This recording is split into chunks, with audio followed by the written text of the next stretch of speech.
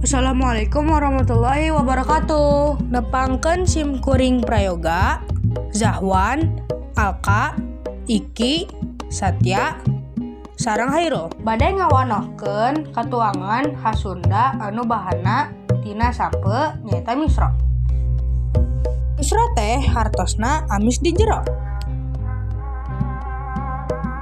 Salajengna urang diajar lengkah-lengkah ngadamelna.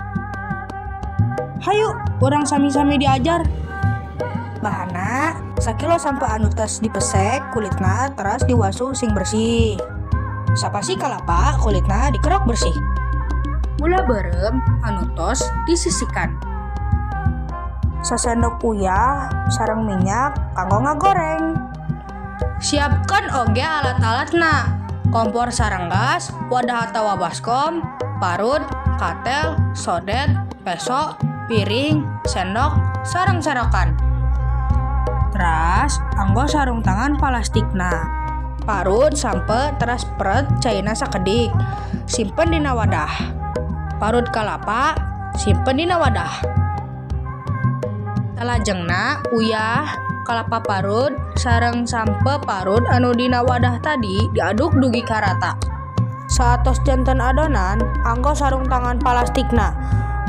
Bulet adonan sakapelan panangan teras ipiskeun. Eusian ku gula berem di tengahna, tutupan ku adonan sampe buletkeun misro. Teraskeun bentuk-bentuk adonan misro dugi ka seep. Cara masakna atanapi ngagorengna. Lengkah-lengkahna panaskeun minyak goreng dina katel.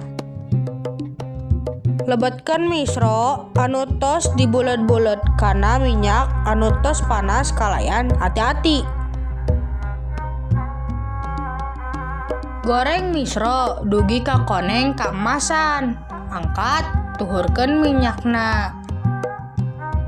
Misro tiasa janten katuangan kanggo nyarengan cai teh tawar panas atanapi cai kopi panas. Wilujeng nyobian ngadamel katuangan Hasunda anu gampil.